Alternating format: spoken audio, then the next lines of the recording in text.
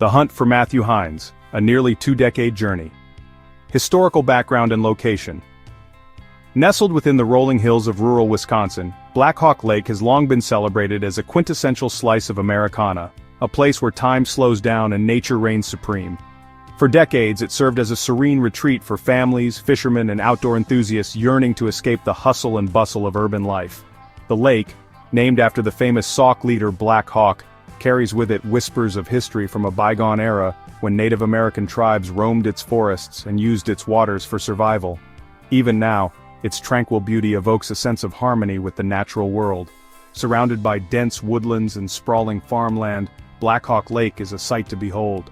When morning dawns, a soft mist drapes itself over the mirrored surface of the water, and the echoes of birdsong ripple across the shoreline.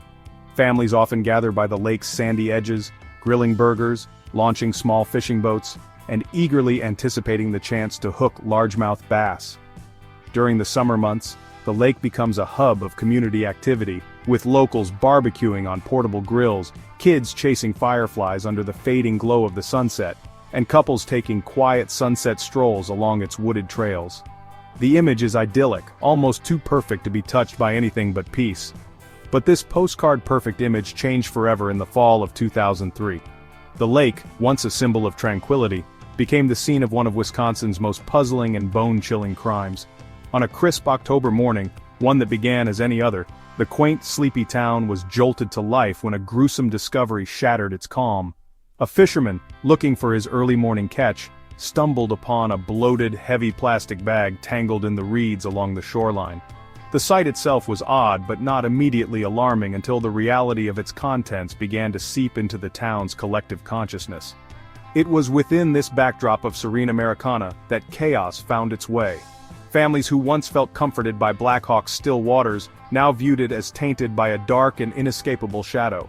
Local cafes became makeshift gossip hubs where people whispered theories about what could have happened, while nightly news headlines brought images of the lake into homes far beyond Wisconsin. How could such an unthinkable tragedy strike at such a beloved and peaceful place? The shocking events that followed would stretch well beyond the confines of Blackhawk's peaceful shoreline, pulling the entire region into an investigation that would take nearly 2 decades to reach its conclusion. For the community, however, Blackhawk Lake remains an enduring paradox. Even as the crime receded into memory, pushed aside by smaller local dramas and the humdrum motion of rural life, scars lingered. What does it mean for a place of sanctuary to become forever tied to an act so violent, so completely at odds with its character? For Wisconsin and for America at large, Blackhawk Lake became emblematic of that unsettling truth. Darkness can hide in the most unexpected places. The shocking discovery. It was a cool, crisp autumn day in October of 2003 when the serenity of Blackhawk Lake's shores was irrevocably shattered. The morning began like any other. Birds chirping in the trees, sunlight filtering gently through the thick blanket of Wisconsin's famed hardwood forests. Sophie Carter, a lifelong resident of the idyllic town nearby, decided to take her usual morning stroll with Max, her aging golden retriever. It was her ritual, finding peace and quiet along the lake's edge before the day's responsibilities took hold. Little did she know that particular walk would mark the end of Blackhawk Lake's age-old reputation as a haven of comfort and calm. Max, typically laid back and happy to follow Sophie's lead, behaved differently that day. He began pulling on his leash furiously, barking at something near the water's edge. Annoyed yet curious, Sophie approached the spot where Max had fixated his attention. The first thing she noticed was a faint, foul odor wafting through the crisp lake breeze. At first she thought it might be a decayed animal, not uncommon in the wild surroundings of Wisconsin. But as she stepped closer, her gaze landed on something far more alarming. An enormous, bloated black plastic bag tangled in the thick reeds near the shoreline. The sight struck her as odd, but it wasn't immediately terrifying, at least not yet. Sophie assumed it might be trash carelessly dumped into the lake, a crime all its own in a town so proud of its natural beauty. Still, there was something about the bag's proportions, the weight it seemed to convey, and the way it strained against the pull of the reeds that unsettled her. Hesitant but unable to turn away, Sophie nudged the floating mass with a stick she'd picked up. The bag shifted slightly, revealing even more of its unnatural bulk, and that's when the overwhelming stench hit her full force. Something was profoundly wrong. Sophie froze, her breath catching in her throat. She backed away quickly, her heart pounding as her imagination spiraled wildly. She fumbled for her phone and dialed 911, her voice trembling as she described the mysterious object to the dispatcher. Within minutes, police officers and emergency personnel began arriving at the scene. Yellow crime scene tape soon cordoned off the picture-perfect shore, and curious neighbors began swarming the area, trying to get a glimpse of the chaos that had engulfed their quiet town. The discovery of the bag's contents would turn Blackhawk Lake into ground zero for one of the most chilling and puzzling criminal investigations in Wisconsin's history. Inside, authorities uncovered the body of a middle-aged man, wrapped meticulously in multiple layers of plastic, weighed down by heavy rocks. The victim's body showed clear signs of trauma, and the methodical way it had been concealed hinted at something far more sinister than an everyday crime of passion. The scene turned from unsettling to horrifying as the forensic team worked late into the day, extracting evidence from the site. Rumors flew through the town like wildfire. Who was the victim? Was this a random act of violence or something premeditated? The town, which had prided itself on its closeness and security, began to feel alien, as though danger had been lurking just beneath the surface all this time. For Sophie, life was never the same after that grim October morning. Despite being lauded as the accidental hero who set the entire investigation in motion, she couldn't shake the image of that bag floating eerily in the water, or the suffocating guilt that came with being the one who had uncovered such a horrifying truth. Meanwhile, as news of the discovery spread, Blackhawk Lake became the unlikely focal point of national intrigue, leaving this once peaceful corner of Wisconsin forever etched into the annals of true crime history. The first clues. When the initial shock of discovering the body settled, investigators wasted no time in combing through the details of the scene at Blackhawk Lake. Every branch, every blade of grass, every ripple in the water became a potential piece of the puzzle. For a crime of this magnitude, the smallest shred of evidence could be the key to unlocking the mystery. In this case, the most promising starting point was the victim himself and what he carried with him into the cold, dark waters of the lake. As the forensic team worked meticulously to examine the body, they discovered a few important items on the victim. Among them was a lighter, innocuous at first glance but bearing a faintly engraved series of numbers, 0593. To anyone else, it may have looked like nothing more than a personalization, but to seasoned detectives it immediately sparked curiosity. Was it a phone number, a locker combination, some kind of coded message connected to the victim's life? The lighter ignited far more questions than answers. Another key piece of evidence was a crumpled receipt found tucked into the pocket of the man's jacket. Though partially waterlogged and faded, technicians in the crime lab were able to salvage enough of it to make out a few critical details. The receipt was dated about 2 weeks prior, and was issued from a convenience store in a small town about 50 miles away. This discovery broadened the crime's scope significantly.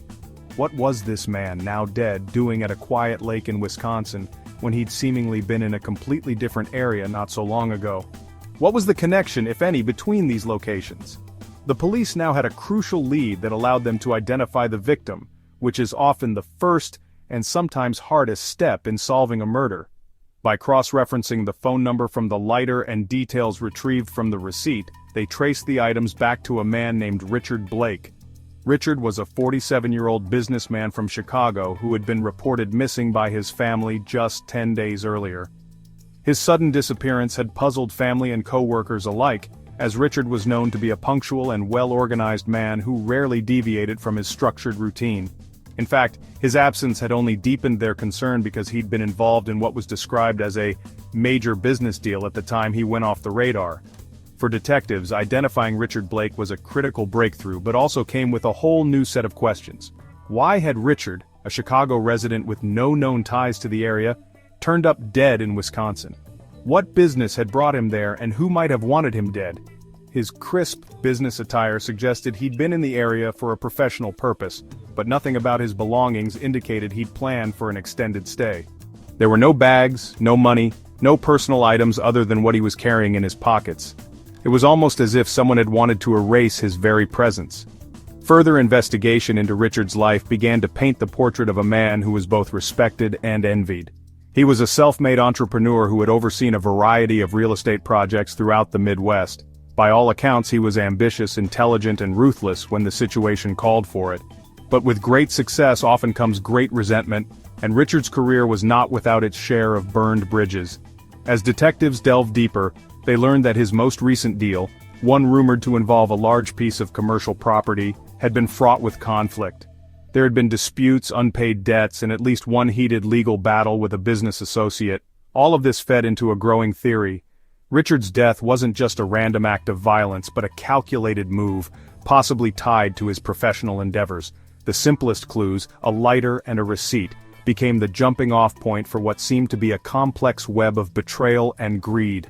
As investigators began reaching out to those who knew Richard personally or professionally, a list of potential suspects began to form. Some colleagues described him as a man of integrity, while others intimated he could be cutthroat when money was at stake. In particular, one name came up repeatedly, a man named Matthew Hines. A former partner-turned-rival, Hines had a history of legal disputes with Richard, and their bad blood was well documented. Even more suspiciously, Hines had recently gone off the grid, with no one able to account for his whereabouts. Despite the promising leads, the case was still an uphill battle for the investigators. Even as they dug through financial records, phone logs, and the digital traces of Richard's life, they were up against a clock. Accusations and conspiracy theories swirled as media coverage picked up momentum. The image of Blackhawk Lake, still, serene but now shrouded in darkness, dominated headlines, and the victim's story captivated the nation. Each passing day without a resolution threatened to further unravel the tenuous sense of security the community had once taken for granted. Yet for all the mystery surrounding the case, the investigators remained steadfast. The lighter and the receipt, while modest clues, were more than enough to set the wheels of justice in motion. They knew the path would be long and winding, but with every step, they were inching closer to answering the question that hung over the entire town: who killed Richard Blake, and why? Signs of a conspiracy. As the pieces of the puzzle began to take shape, investigators couldn't ignore the unsettling signs that Richard Blake's murder was not merely an impulsive act of violence. Instead, it bore the hallmarks of something far more deliberate, calculated, and sinister. A conspiracy meticulously constructed, one link at a time. Blackhawk Lake, once a serene backdrop for summer picnics and family fishing trips, was now ground zero for unraveling one of Wisconsin's most enigmatic criminal plots. The tipping point came when detectives started digging into Richard Blake's professional history. While attempting to piece together the final days of his life, they uncovered a network of unresolved disputes, questionable dealings, and fractured business relationships that seemed to follow Richard wherever he went. He had built his fortune as a no-nonsense real estate developer in Chicago, a world known for its cutthroat negotiations and big-stakes risks.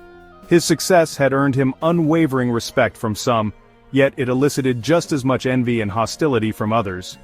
At the heart of the intrigue was Richard's latest project, a multi-million-dollar property deal targeting prime commercial real estate in the Chicago suburbs. This wasn't just any deal, it was a high-stakes endeavor that had the potential to make or break those involved.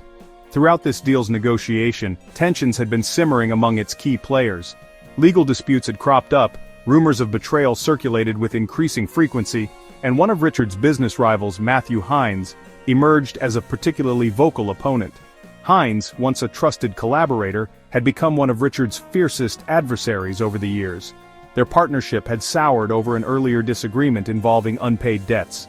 Lawsuits were filed, bitter accusations were hurled, and by the time of Richard's death, Hines's anger had turned into something corrosive.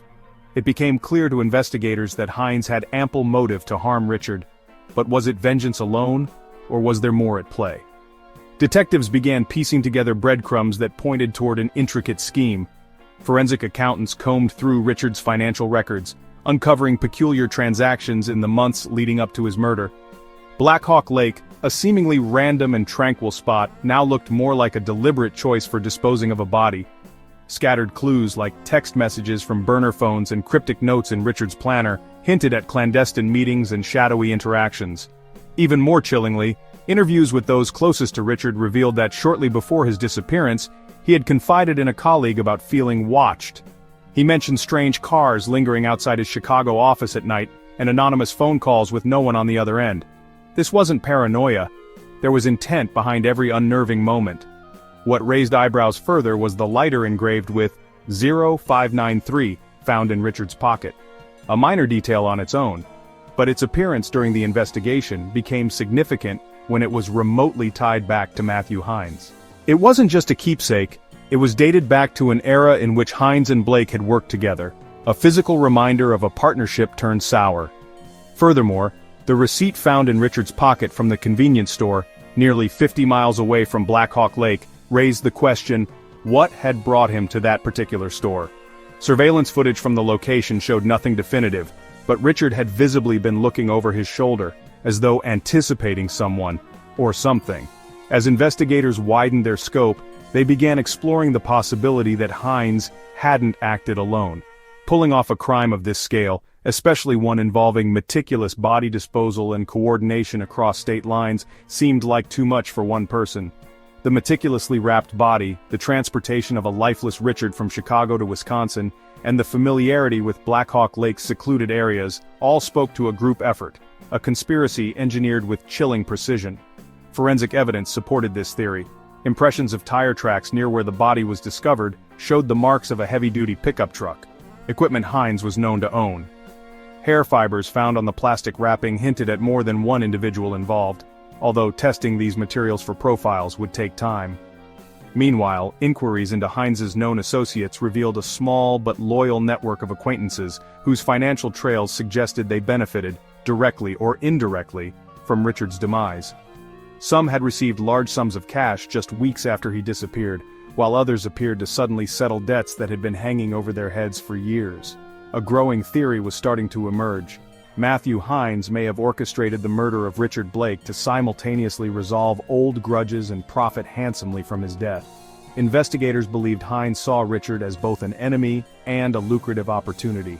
Killing Richard not only eliminated problematic competition but also gave Hines unfettered control of a valuable property deal he otherwise would have lost, and possibly financial gains from Richard's assets. But the question remained, who else had a hand in carrying out this heinous plot? As days turned into weeks, the town of Blackhawk Lake began to buzz with rumors of a conspiracy. Everyone had their theories. Was Hines the mastermind or just a scapegoat for something larger? Could Richard have uncovered something he wasn't supposed to, leading to his demise?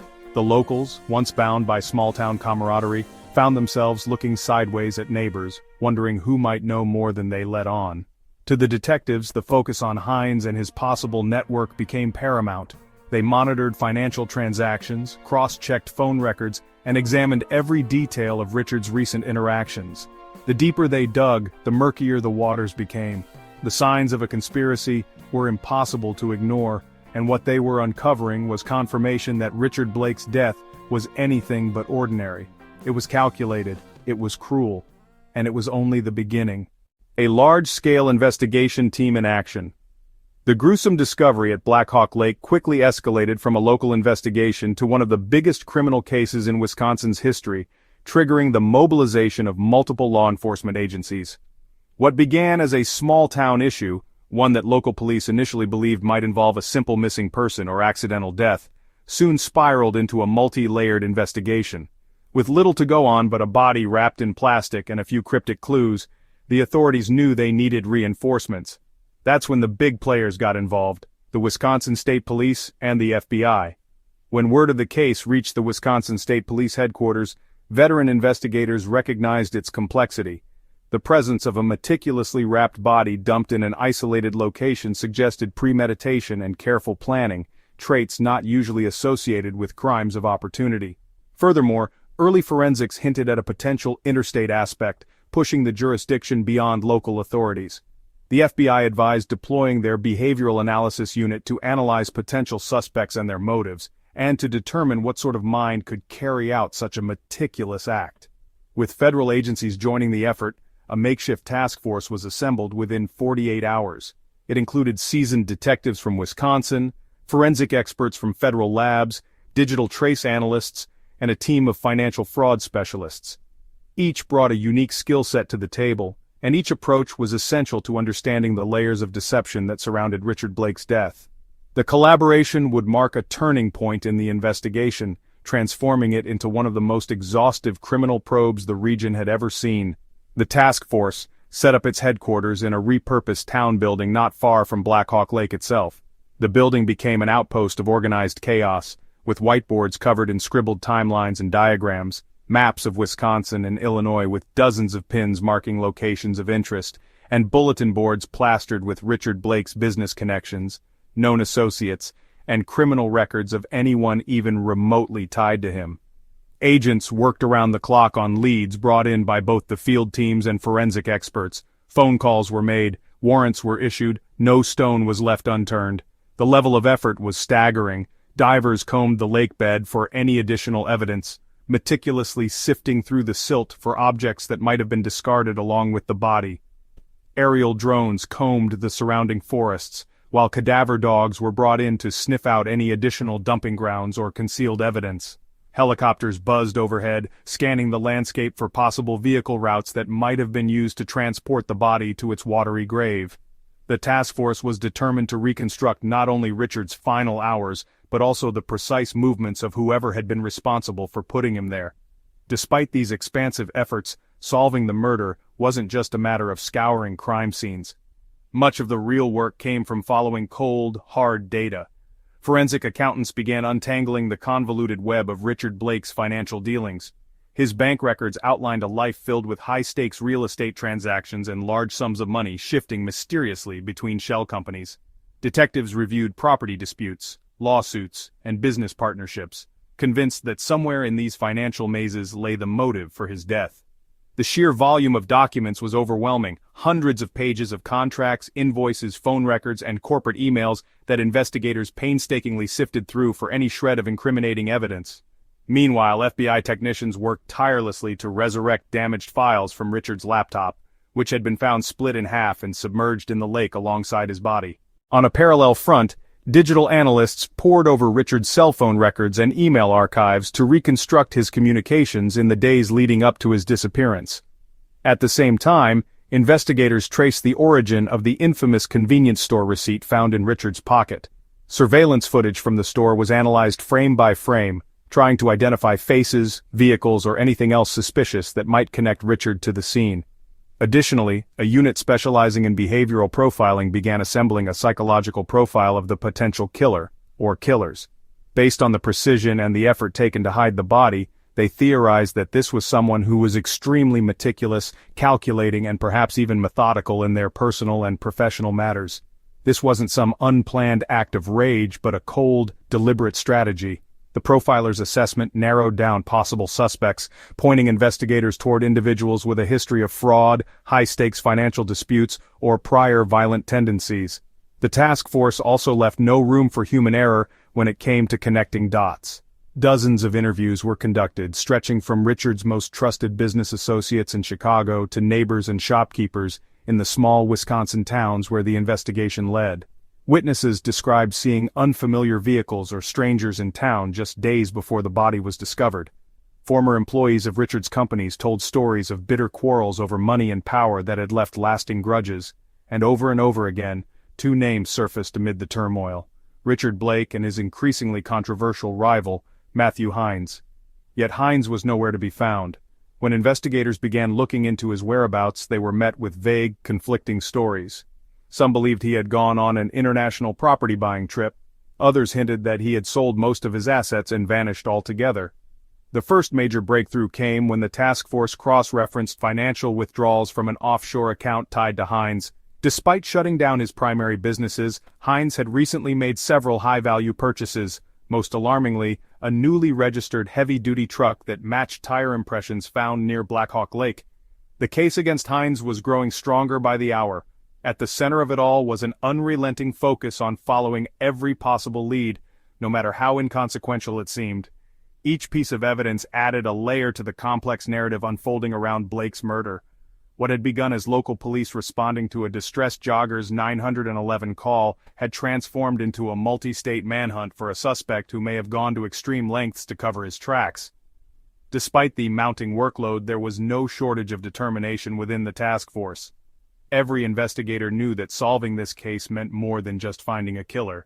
It was about restoring peace and delivering justice to a family that had been ripped apart by a callous act of violence.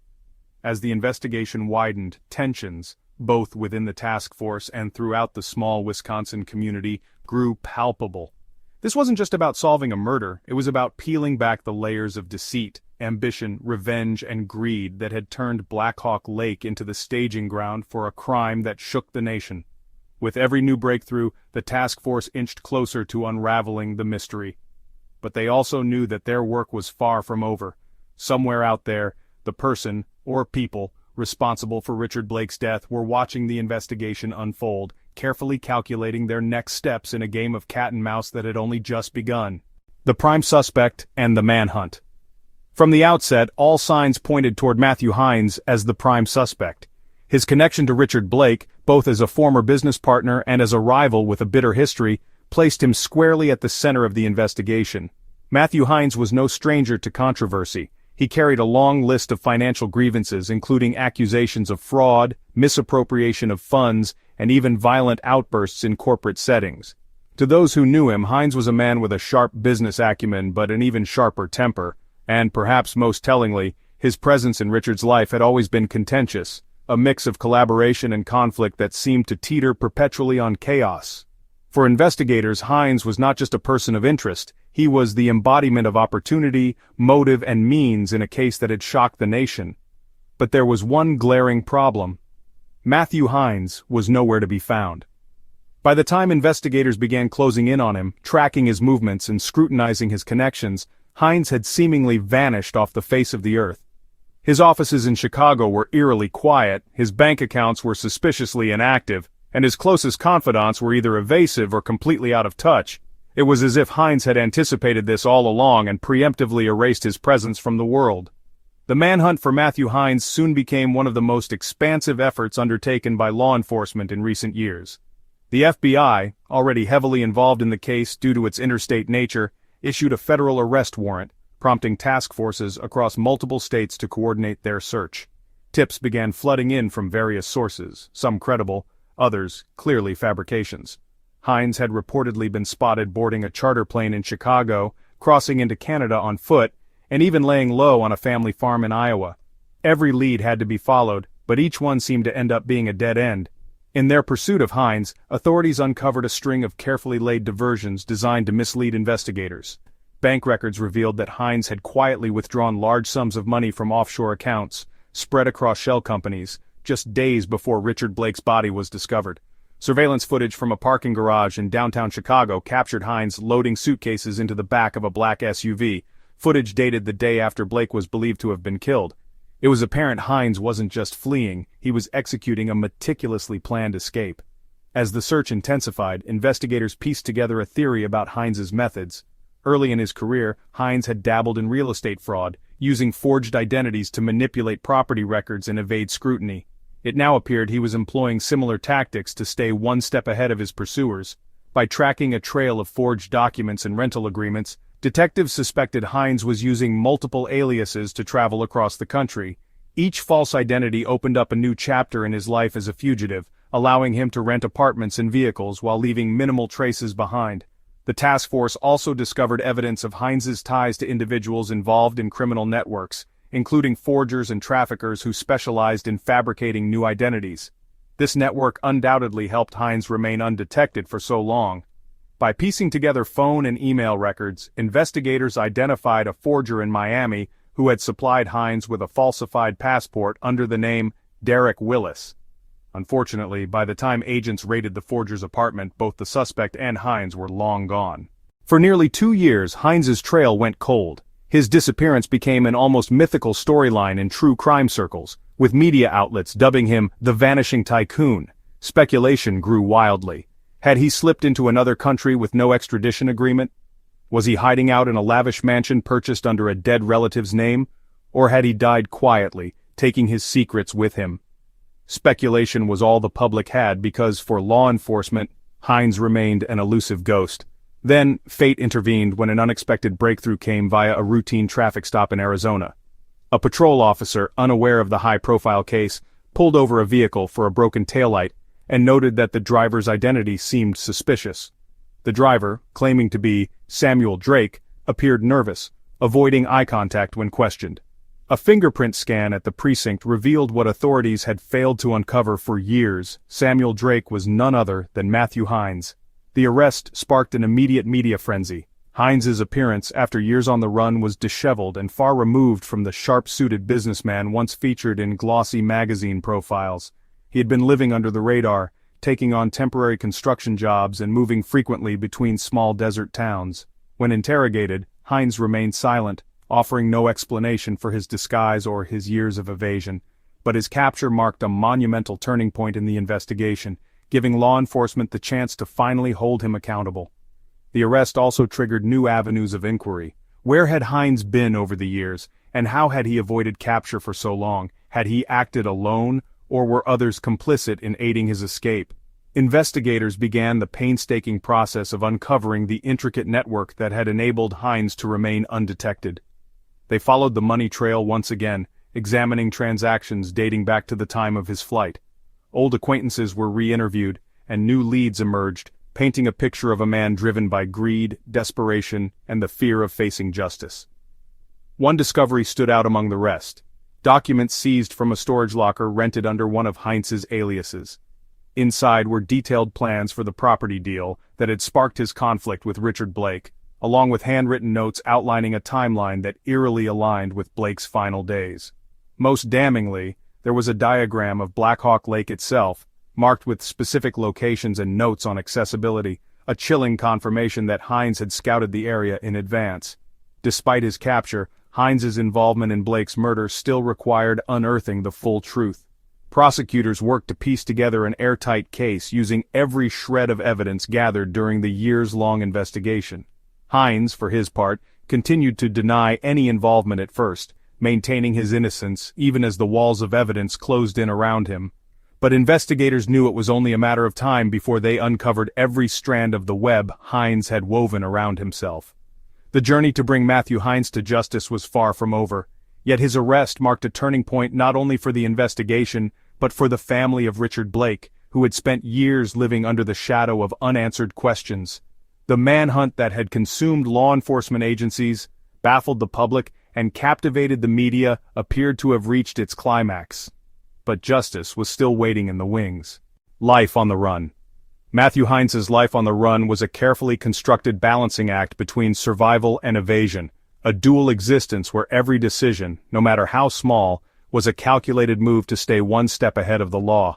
For nearly 2 decades, Hines managed to remain a ghost, slipping through the fingers of law enforcement as though he had mastered the art of vanishing.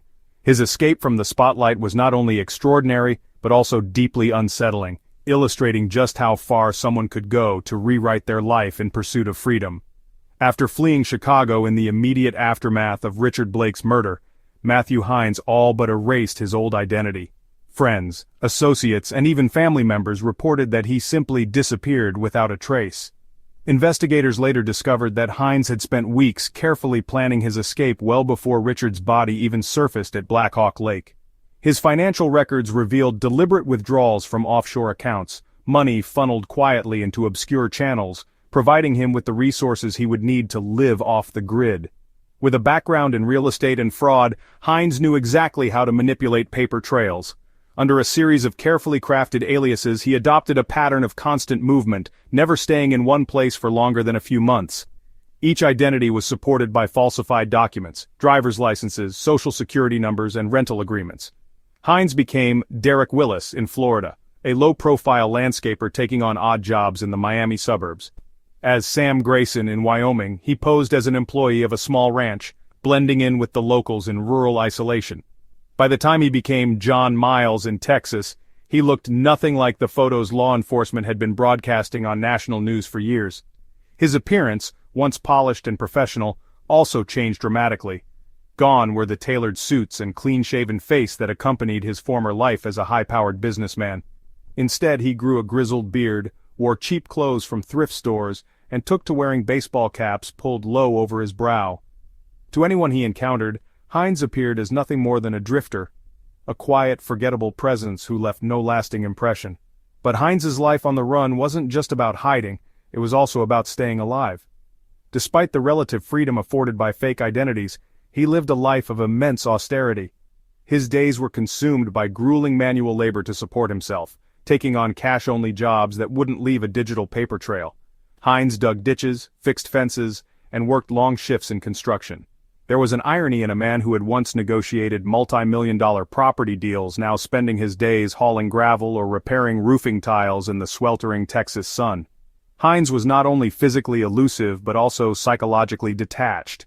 To maintain his anonymity, he severed all ties to his former life. He avoided phone calls, social media, or anything that could place him within the reach of investigators. Even those closest to him, business partners, friends, and even family, were left with unanswered questions about his whereabouts. To stay ahead, he lived with a level of paranoia that dictated every aspect of his existence. Hines avoided large cities, stuck to small remote communities, and steered clear of anything that might lead to unnecessary interactions with law enforcement. Despite his remarkable ability to fade into the background, Hines faced close calls more than once. In Montana, he narrowly avoided a police checkpoint by ditching his car on an isolated country road and continuing on foot for miles before finding refuge in a small-town motel. In Louisiana, a suspicious landlord grew wary of Hines's vague backstory and attempted to report him to local authorities. Each time, Hines's resourcefulness and ability to stay calm under pressure allowed him to slip away before anyone could piece together who he really was. But every close call came at a cost, forcing Hines to start over yet again, abandoning whatever modest comforts he'd managed to scrape together. What made Hines's fugitive lifestyle even more chilling was his ability to function in plain sight. He often presented himself as the picture of normalcy to those he encountered, an unassuming man who kept to himself, worked hard, and asked for nothing. In some communities, he even developed a reputation as a trustworthy, albeit quiet individual. No one would have suspected that they were renting a room to one of the FBI's most wanted men, a suspected murderer hiding in broad daylight. It wasn't just his aliases that protected him, it was the systems he relied on. Hines mastered the art of exploiting gaps in oversight, particularly in towns and states where background checks were lax or non-existent. He used burner phones, prepaid in cash, and paid rent directly to landlords rather than through bank accounts. He worked jobs that didn't require tax documents, staying clear of digital systems that could flag his identity. His use of forged passports allowed him to travel when needed, avoiding airports but crossing state borders freely by car or bus. Emotionally, the life Hines had built for himself was a lonely one. He became a prisoner of his own choices, always looking over his shoulder, always wondering if he would be recognized. Investigators later suspected that Hines's long, solitary periods on the run were rooted in more than just necessity. They were also a way of coping with the enormity of his guilt and the weight of his actions. Each passing year only deepened his isolation, transforming him from a man driven by ambition to a recluse shackled by fear. Yet, no matter how far Hines ran, there were things even he couldn't control. Technology had advanced dramatically in the years since his crime. Governments had implemented facial recognition databases, biometric trackers, and other tools that eventually made his fabricated identities harder to maintain. What Hines didn't anticipate was that the world he was hiding from was growing smaller by the day. His once foolproof methods, paper trails, burner phones, and fake IDs, were becoming increasingly obsolete. For nearly 20 years, Hines lived like a ghost, moving through the cracks of society like vapor, invisible to the world around him. But he could never shake the inevitable truth. No matter how far or how fast he ran, justice was always catching up. And it was only a matter of time before the world would remember him, no longer as an unremarkable drifter or laborer, but as the man who turned Blackhawk Lake from a peaceful retreat into the epicenter of one of the most extraordinary manhunts in American history. Technological advancements in solving the case. The investigation of Richard Blake's murder wasn't just a test of human determination. It was a battleground for emerging technologies and the evolving face of modern law enforcement. What had started as a grisly discovery in a remote Wisconsin lake eventually became a landmark case in how advancements in technology could break through where traditional detective work reached its limits. Over the course of nearly 2 decades, technology became the silent hero of the investigation, pushing boundaries and connecting dots that once seemed beyond reach. From the moment the investigation began, the recovery and analysis of evidence benefited immensely from forensic science, an area that saw rapid advancements in the 21st century. One of the earliest breakthroughs stemmed from the way investigators handled the body of Richard Blake and its mysterious wrapping. The plastic material used to encase the body was unlike anything typically found in household use. Instead, it was identified as industrial-grade material common in certain shipping and construction industries. High-resolution microscopic analysis was able to pinpoint unique chemical markers in the plastic's composition, linking it back to a specific manufacturer in Illinois. This connection allowed investigators to identify potential suppliers, narrowing down businesses that had purchased the material, a trail that would later lead to suspects with ties to Matthew Hines. Even more critical was the role of DNA analysis, which had leapt forward in both speed and precision over the years. Early in the investigation, hair fibers tangled in the plastic wrapping offered only limited insight. However, with advancements in DNA extraction techniques, investigators revisited the evidence years later and managed to build a partial genetic profile of an unidentified individual.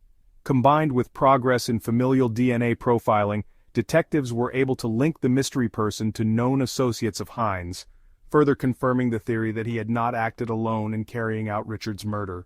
Another major leap came in the form of digital forensics.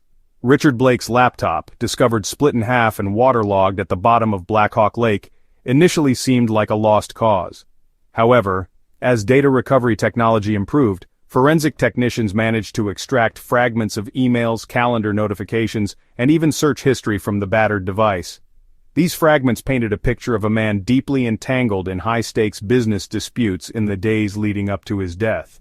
More importantly, the laptop revealed Blake's attempts to schedule a last-minute meeting on the morning of his disappearance, a meeting with an unnamed contact whose identity investigators believed to be Hines. Telecommunication technology also played a pivotal role. Cell phone triangulation, though in its infancy at the time of Blake's death, became increasingly accurate in the years that followed. By pulling historical cell tower data, investigators retraced Richard's last known movements and uncovered routes and locations that coincided with the convenience store receipt found in his pocket. Surveillance footage from the store had previously proved unhelpful, but video enhancement software allowed technicians to clean up grainy footage years later, revealing a black SUV parked in the background, an SUV later linked to Hines.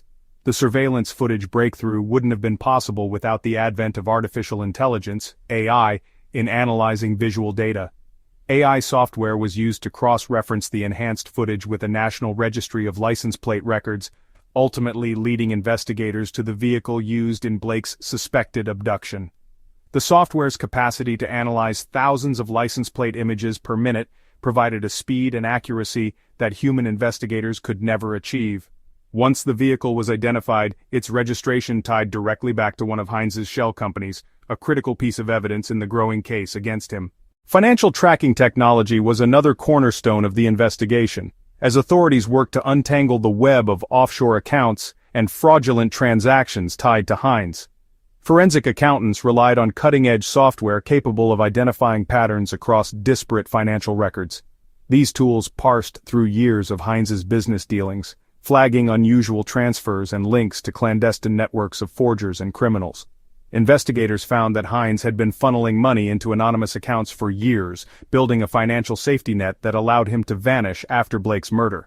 However, this pattern eventually betrayed him, with an AI algorithm identifying a specific offshore account that had been reactivated just months before Hines's capture. The reactivated account led directly to a payment made to purchase a fake passport under his alias, the final breadcrumb that sealed his downfall. Facial recognition technology also emerged as a game-changer late in the investigation. When Hines was on the run, law enforcement agencies employed state-of-the-art facial recognition programs to scan crowds at airports, train stations, and border crossings. Although Hines evaded detection for years, the expansion of global facial recognition databases eventually worked against him. A random traffic stop in Arizona may have been the moment of his downfall, but it was the patrol officer's access to a facial recognition database that uncovered Hines's true identity within hours. Without this tool, his alias would have continued to shield him from justice. However, technology wasn't just about solving the crime, it played a monumental role in uncovering the deeper conspiracy behind Blake's murder. Social media monitoring tools and advanced data mining techniques uncovered connections between Hines and several individuals who had received large sums of money following Blake's disappearance. These tools sifted through years of online communications, piecing together coded messages and hidden agreements between conspirators. One such lead revealed that Hines had been working with criminal forgers to create multiple identities long before the murder took place. text patterns and metadata analysis from burner phones linked to Hines helped expose a network of accomplices who had aided in carrying out the murder and covering his tracks. Perhaps the most notable technological advancement was the broader integration of machine learning in investigative work. By feeding the accumulated data into machine learning algorithms, investigators were able to identify patterns and correlations overlooked by even the most experienced detectives. The program built a timeline of Richard Blake's final days, cross-referencing phone pings, financial transactions, witness statements, and physical evidence to produce a cohesive narrative of events. This synthesis of information allowed law enforcement to anticipate Hines's movements, culminating in his eventual capture. The case of Richard Blake's murder highlighted not only the tenacity of law enforcement, but also the indispensable role of technology in achieving justice. What once might have been written off as an unsolvable cold case became a shining example of how technological advancements could unlock answers buried for decades. From DNA and AI to financial tracking and digital forensics, the tools used in this investigation transformed the very fabric of police work, providing a blueprint for solving even the most complex crimes in the future. As the investigation closed, and Matthew Hines was finally convicted, one truth became apparent. No matter how intricate the web of lies or how far the suspect runs, technology continues to tilt the scales in favor of justice. For the Blake family, the use of these advancements was more than just tools. It was hope, focus, and a relentless pursuit of the truth. The raid and confession of the crime. On a humid morning in early June 2023, a quiet residential street in a suburb of Phoenix, Arizona, transformed into the epicenter of a high-stakes operation. Federal agents and local officers had assembled in force, their vehicles parked discreetly along the road and around a small, nondescript house, a house that, beyond its peeling paint and overgrown lawn, was believed to hold one of the FBI's most elusive fugitives, Matthew Hines. After nearly 2 decades, their prime suspect in the murder of Richard Blake was finally within reach. The operation was the result of months of painstaking work, combining data analysis, tip tracking, and sheer persistence. Investigators had been analyzing one of Hines's last known aliases, Samuel Drake, and traced his movements to the small desert suburb. Reports of a man matching Hines's description, living under the radar and paying rent in cash, had tipped off authorities. But this wasn't just another false lead.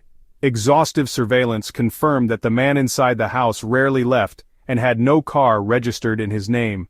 He maintained an unassuming presence in the neighborhood, seemingly just another temporary resident passing through. A SWAT team executed the raid at dawn. The street was eerily still apart from the rhythmic hum of cicadas and the quiet rustling of agents making their final preparations. The plan was swift and surgical. Approach, secure, and neutralize any resistance with as little escalation as possible. At approximately 6:15 a.m., a heavily armed team emerged from unmarked vehicles, taking strategic positions around the home while a lead agent calmly announced through a bullhorn, "Matthew Hines, this is the FBI, come out with your hands up!" Despite the intensity of the moment, there was no immediate response. The team waited, scanning the house for movement. Then, suddenly, a shadow passed across one of the curtained windows. Hines, disheveled and visibly gaunt after years on the run, emerged cautiously, his hands raised slightly, as though weighing the price of his resistance. Even after nearly 20 years, he carried himself with a faint air of defiance, but it was clear this was the end of the road. The agents swiftly apprehended him, securing his hands behind his back and ushering him to an awaiting squad car. There was no struggle, no last-ditch attempt to flee, only the resigned silence of a fugitive who had run out of places to hide. The arrest reignited media fervor around the Blackhawk Lake murder. Forensic analysts and journalists alike speculated about the details of Hines's life on the run, but law enforcement had little time for public chatter. Instead, Hines was immediately transported to a high-security federal facility where detectives, attorneys, and interrogators prepared to confront him with 2 decades of accumulated evidence. For investigators, this was the moment they had chased for years. The opportunity to extract the truth from the man they had long suspected of orchestrating one of Wisconsin's most infamous murders. Hines initially maintained a stubborn wall of silence during the first round of questioning. Seated in a stark, windowless interrogation room, he stared down his team of interrogators with an air of dismissal, as if daring them to prove their case. But prosecutors were patient, armed with years of evidence, expertly timed questions, and testimony that only seemed to tighten the net around Hines with every passing moment. Detectives detailed the forensic discoveries, the logistical ties to Richard Blake's murder, and the financial breadcrumbs that highlighted his attempts to profit from the crime. They were meticulous but relentless, peeling away every layer of Hines' supposed innocence. The turning point came after investigators presented a crucial piece of evidence: handwritten notes and a map recovered from a storage unit Hines had rented under an alias. The notes outlined an eerie timeline of the events leading up to Richard Blake's death. They described clandestine meetings, points of dispute, and even scrawled remarks about Blackhawk Lake. No longer able to explain away the mountain of evidence, Hines' composure cracked. For the first time since his arrest, he looked visibly shaken, his facade of denial giving way to something darker, a confrontation with the knowledge that his lies could unravel no further. Over the next several hours, Hines began to speak. At first, he offered piecemeal confessions, circular and self-justifying explanations that attempted to shift blame to external circumstances. But as the weight of his own words set in, and as he was confronted repeatedly with irrefutable facts, something shifted. It was a small but unmistakable fracture in his demeanor, a crack in the wall he had diligently maintained for nearly 2 decades. "Fine," he muttered after one particularly pointed question. "You want the truth? You already know it." What followed was a chilling, methodical confession. Hines admitted to luring Richard Blake to an isolated area under the pretense of resolving a heated financial dispute connected to their multi-million-dollar property deal. He described how tensions had escalated, leading to a confrontation that spiraled out of control. In his anger, Hines confessed to striking Blake, a single act of violence that set in motion a cascading series of decisions. "It wasn't supposed to be like this," Hines mumbled, almost more to himself than to the detectives. But his words offered little comfort or redemption. Following Blake's death, Hines meticulously wrapped the body in industrial plastic, a material sourced directly from one of his construction projects, and transported it across state lines to Blackhawk Lake. He chose the lake for its seclusion, confident that no evidence would ever resurface.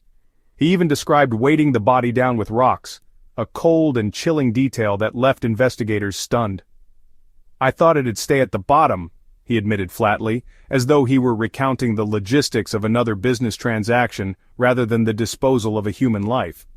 As shocking as the confession was, Hines also revealed another layer to the crime. He had not acted entirely alone. While he remained the mastermind, Hines admitted that he had hired accomplices at different stages of the cover-up, relying on their expertise and discretion to ensure his escape. These revelations sent investigators scrambling to follow up on the individuals Hines implicated, widening the scope of the case even further. The confession left no room for ambiguity. Hines detailed each step with chilling precision, weaving a narrative of greed, impulsivity, and cold calculation. He revealed not only the crime itself, but the fear and paranoia that had driven him into hiding for nearly 2 decades. But for all his confessions, Hines stopped short of expressing true remorse. To the very end, his words reflected a man more preoccupied with being caught than the moral weight of his actions. The aftermath of Hines' confession served as a reminder of just how far justice had come. The raid, his arrest, and his eventual confession marked the culmination of nearly 20 years of meticulous investigative work. What began as a seemingly unsolvable mystery buried in the reeds along Blackhawk Lake had transformed into an undeniable triumph of persistence, teamwork, and modern technology. For the family of Richard Blake, the confession was a bittersweet moment, a long-awaited answer to a tragedy that had left their lives forever changed. The fateful conclusion. The courtroom was uncharacteristically silent as the judge read out the final sentence: life imprisonment without the possibility of parole. For Matthew Hines, the man who had spent nearly 2 decades as a ghost to law enforcement, the game was finally over. The decision was swift, clear, and definitive, the culmination of years of tireless work by investigators, lawyers, and forensic teams. But more importantly, it was the end of a shadowy chapter that had loomed over the Blackhawk Lake community and the family of Richard Blake for far too long. Hines' trial became one of the most talked-about legal battles in the country, drawing spectators, media coverage, and legal analysts who debated every detail of the case. The prosecution presented an airtight narrative, built on years of evidence unearthed by law enforcement using modern technology, dogged perseverance, and old-fashioned detective work. Every move Hines had made since that fateful day Richard Blake's body was discovered, every financial transfer, every alias, and every calculated decision, had been carefully catalogued and laid bare before the court. The prosecution painted a damning picture of a man consumed by greed and willing to go to unspeakable lengths to protect his ambition, even if it meant taking another man's life. The courtroom itself became a stage where the drama of justice played out. Family members of Richard Blake sat in stoic resolve, their presence a testament to the years they had spent yearning for this day. Hines, on the other hand, cut a different figure from the confident, ruthless businessman he'd once been. Wearing an ill-fitting suit and sitting with his shoulders hunched, the years on the run had clearly worn him down. Yet there were moments, brief as they were, when traces of his old defiance flickered through. He refused to break down or appeal for sympathy, a stoic act that some in the courtroom saw as unrepentant arrogance. For the prosecution, the evidence against Hines was overwhelming.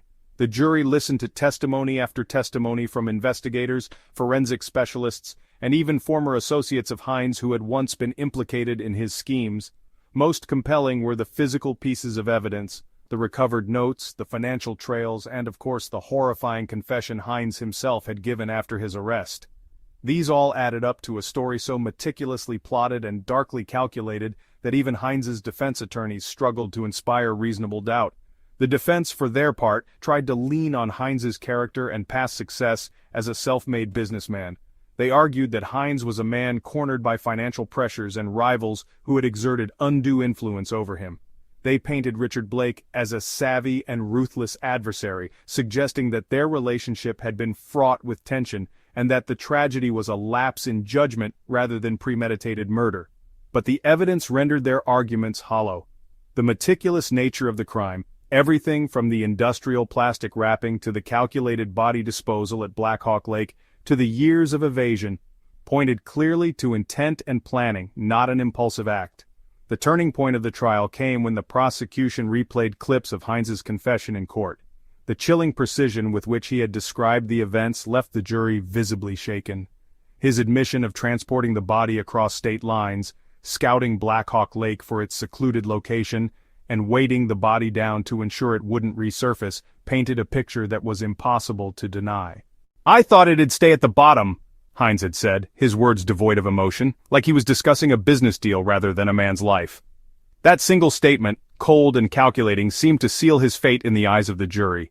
The trial lasted for weeks, but the jury's deliberation was notably brief, lasting less than a day.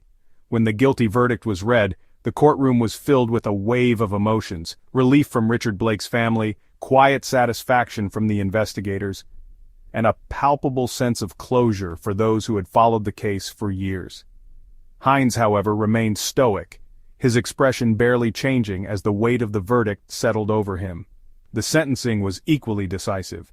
Given the severity of his crime and the years of evasion that followed, the judge deemed Hines beyond rehabilitation. During sentencing, the judge's statement to Hines echoed the gravity of his actions. "You didn't just take a life. You set into motion a chain of events that have caused unending pain for a family and tainted the peace of an entire community. For that, you will spend the rest of your life in prison."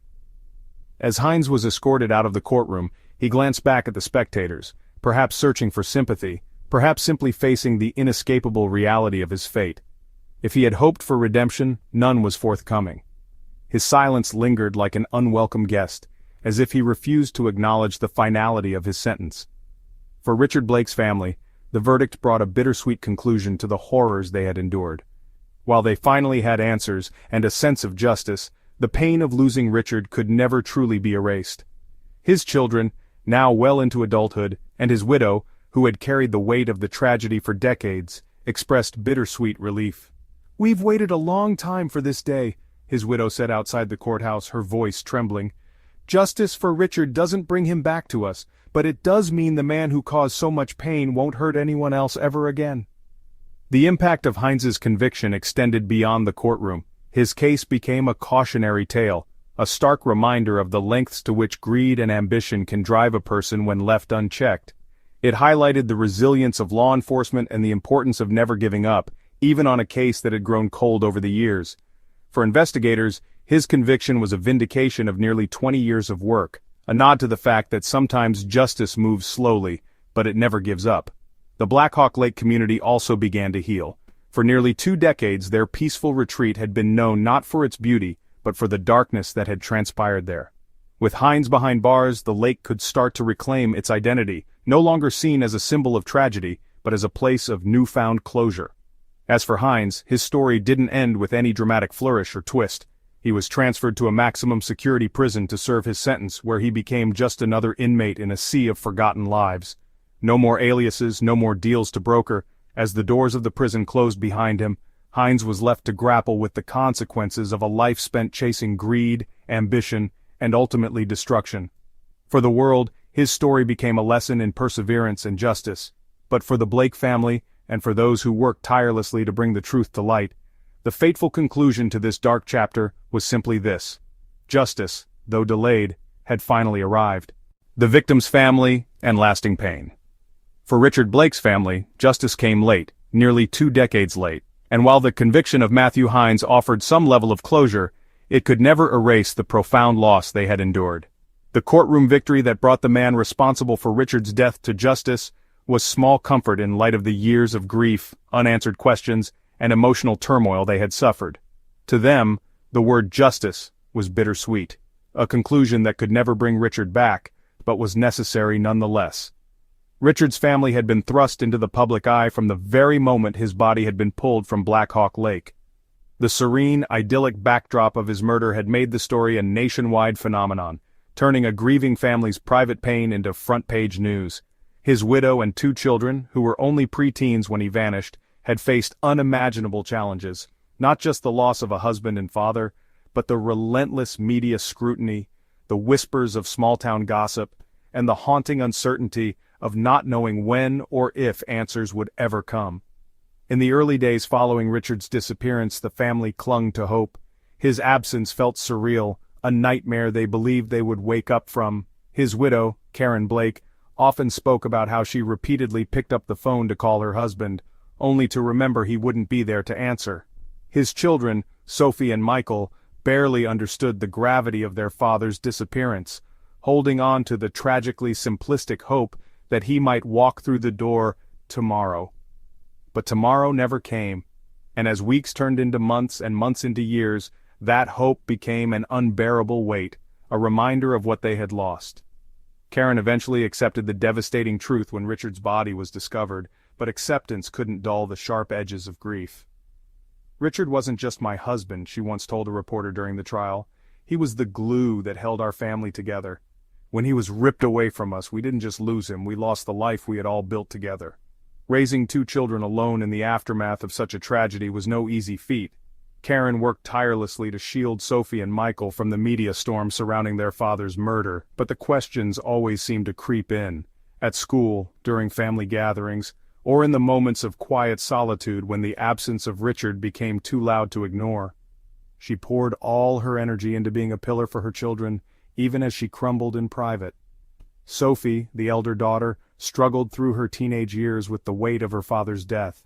She became fiercely independent, determined to protect her younger brother and her mother from further pain, but inside, she carried an anger she didn't know how to process. "It's hard to grieve someone and hate the world at the same time," Sophie said in her first and only public statement following the trial. "I was mad at the man who took my father's life, mad at the system for taking so long to find him, but mostly, I was mad that I couldn't change any of it." Michael, just 9 years old when his father disappeared, had only vague memories of Richard, flashes of laughter, the smell of his father's cologne, the sound of his voice calling him Buddy from the soccer sidelines. As he grew older, those memories became increasingly distant, replaced by the harsh reality that he would never truly know his father.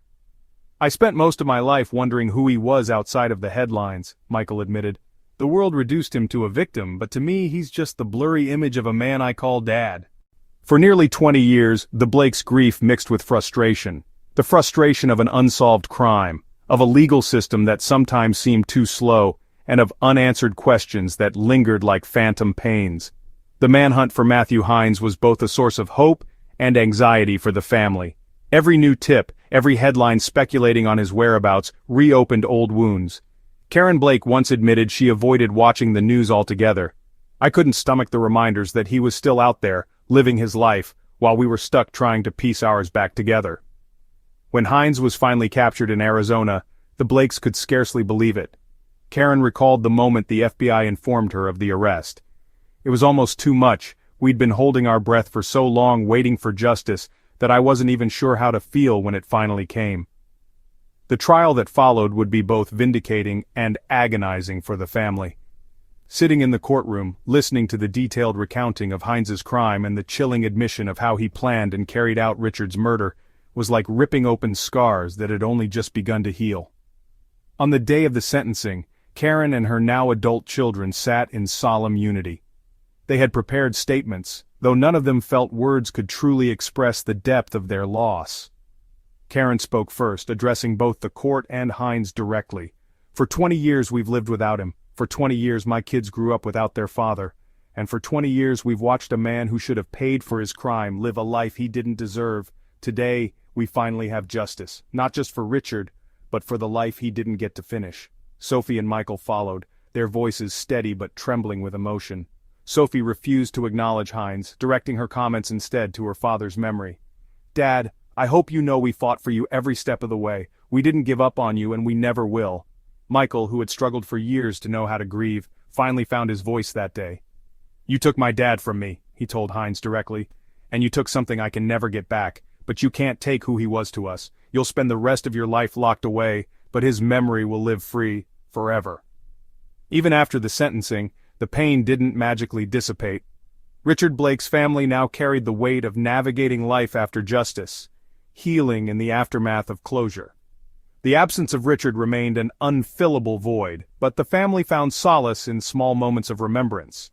A photograph kept on the mantel, the repeating of a well-worn story about Richard's sense of humor, a toast made in his honor during family gatherings. They clung to the parts of him that no one, not even Matthew Heinz, could take away. For Karen, moving forward meant finding peace in her role as a survivor and mother. For Sophie and Michael, it meant carrying the lessons their father had instilled in them, even in the short time they had him. Together they became a portrait of resilience, proof that while grief may never fully disappear, it doesn't have to define you. The legacy of Richard Blake was not just a memory to his family. It was a call for accountability, justice, and perseverance. Karen Blake, reflecting on the case years later, said it best. "We're not defined by what was taken from us, but by how we choose to carry forward. Richard may be gone, but the love he gave us, and the fight for his justice, will last forever." The meaning of justice.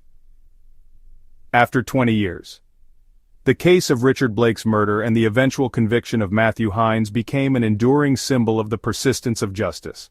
A testament to how time cannot erase wrongdoing and how hard work and determination can bring even the most elusive criminals to account. For the Blake family, the investigators, and the broader community that had been haunted by the tragedy, justice was not just about holding Heinz accountable. It was about closure, healing, and understanding the deeper meaning of justice itself after 2 agonizing decades. For nearly 20 years, the idea of justice had hung in the air like an intangible promise. It was both a flicker of hope and a heavy burden for the Blake family, who had lived in the shadow of their loss since that horrific discovery at Blackhawk Lake. For Karen Blake, justice meant the culmination of years of unanswered questions and sleepless nights. But it also meant liberation, a profound release from the grip of knowing the man who murdered her husband was out there, living a life her family could no longer share with the person they had lost. When the guilty verdict was read aloud in the courtroom, Karen described the moment as overwhelming. "Justice didn't bring Richard back, but it gave us the one thing we needed: peace." For Richard Blake's children, Sophie and Michael, justice meant the opportunity to reclaim their narrative, no longer defined by the victim's family label that had clung to them for most of their lives. Sophie, now in her late 20s, reflected on what the word justice had come to mean during years of grappling with her father's murder. "Justice isn't just about punishment," she said during a televised interview after the verdict. "It's about reckoning. It's about making sure the truth is seen for what it really is, so that we can finally move forward. We had to live with this mystery for so long, and now, finally, we don't have to carry it alone." In the legal world, the outcome of Heinz's trial became a landmark case, one that showcased how relentless investigation paired with evolving technology could dismantle even the most carefully constructed lies. Investigators and prosecutors alike described the trial as not just a victory for the Blake family but a triumph for crime victims everywhere. The message was clear. No matter how long it takes, no matter how complex the deception, justice remains an unyielding force. Assistant District Attorney Claire Jensen, who led the prosecution team, summed it up well during the press conference after the sentencing. "Justice delayed is not justice denied," she said. "This case reminds us that no matter how much time passes, the truth will find its way forward, and those who harm others can never fully escape accountability."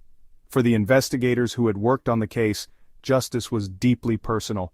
Many had spent decades combing through evidence, chasing down leads, and reinventing their approach as new advancements in technology unfolded. For them, this wasn't just another case, it was a mission. Detectives like Mike Hansen, who had been part of the original team when Richard Blake's body was first discovered, described the years spent catching Matthew Hines as both exhausting and deeply rewarding. "I remember staring at that lake the morning they found him," Hansen admitted during an interview. "I knew it wasn't going to be an easy case, but I also knew we couldn't just walk away.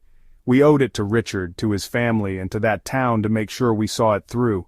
For the broader Blackhawk Lake community, the trial and conviction brought an end to years of whispers and unease. The idyllic lakeside town had long been stained by the memory of the crime, its peaceful image shattered, replaced with the ominous weight of being known as the site of a gruesome murder. Summer tourists, once drawn to the area for its serene waters and dense woodlands, had steadily dwindled in number, leaving the town to grapple with an identity overshadowed by tragedy. Yet with Hines now behind bars, a sense of renewal began to take hold. Local residents expressed relief, not just for the Blake family but for their town's ability to move past its dark chapter. "This place deserves to be known for its beauty again, not for what happened here," a local business owner said in the wake of the trial. But justice, as those involved in the case came to understand, was not just about punishment, it was about accountability and growth. For Karen Blake, justice meant telling her husband's story so that no one would forget not just the crime but the man he was before it. She remained outspoken about the importance of pursuing justice for victims, often speaking at events hosted by advocacy groups for families impacted by violent crime. Karen's journey became an emblem of strength, her voice a reminder that those left behind also carry the weight of seeking justice. "Justice is not an event," Karen told an audience at one such event. "It's a process. It's a fight you carry with you every single day.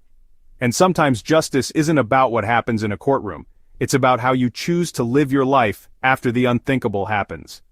The pursuit of justice in the Blake case also underscored the transformative power of technology in modern law enforcement.